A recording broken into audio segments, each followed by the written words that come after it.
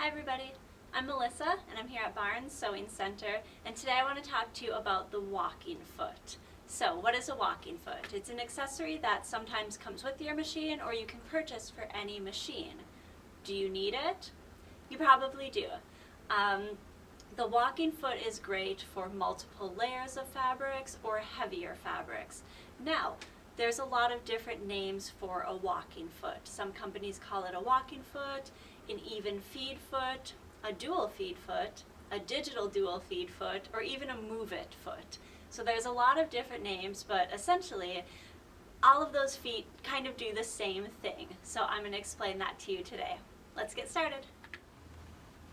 So here's a close-up of the feed system on a sewing machine, and I'm going to take off the presser foot here. These pieces down here are called your feed dogs, and that's what's grabbing the fabric and moving it through the machine as you sew. So the more feed dogs that you have on the machine, the better it's going to scoot your fabric along, and that's really going to give more strength to your sewing machine. Now, the feed dogs are always on the bottom of your fabric, so when I put my foot back on, what if I want to sew multiple layers of fabrics? Now, pretty much anything that we sew, we have at least 2, sometimes 3 or even 4 layers. So as I'm sewing along, the feed dogs are grabbing that bottom layer of fabric, but that top layer can tend to lag behind and shift a little bit. So as we're sewing, everything's scooting along really nicely. And then when I get to the end, maybe my fabric has shifted slightly, and now the ends aren't really lined up. So that can happen with garment construction, it can happen with home decor, heavier fabrics, and of course it can happen when you're quilting as well, because you have your top, batting, and batting. You have multiple layers there.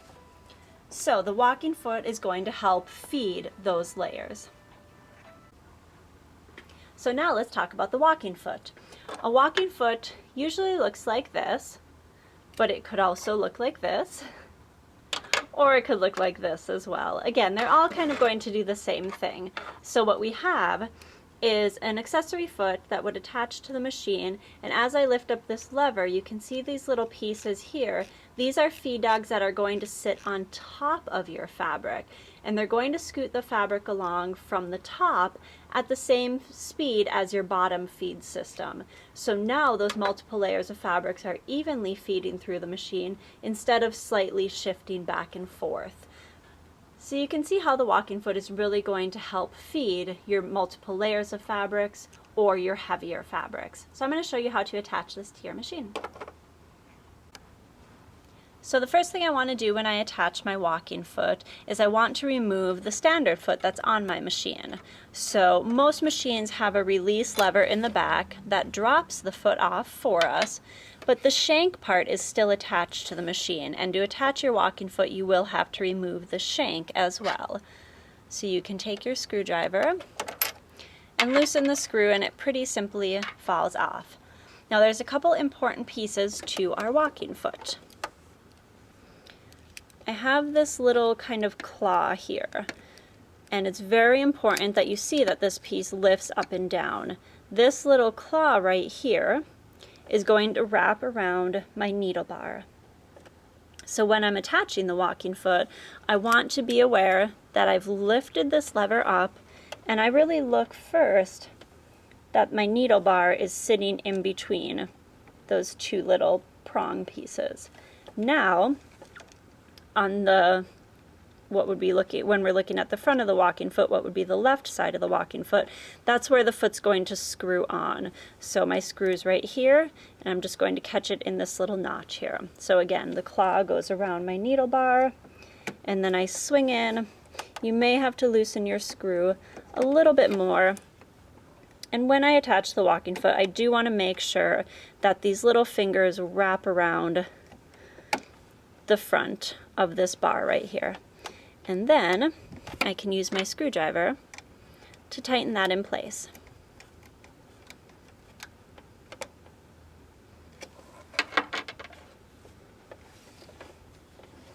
And that's how you attach your walking foot to your machine.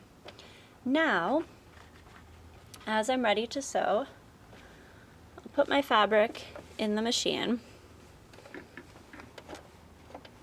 and lower the presser foot down.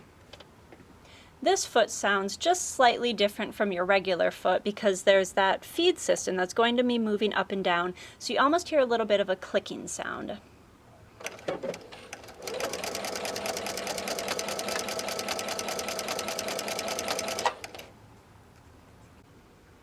And if we take a look at it from a side view here, you'll be able to see those little feed dogs jumping up and down as my fabric moves along.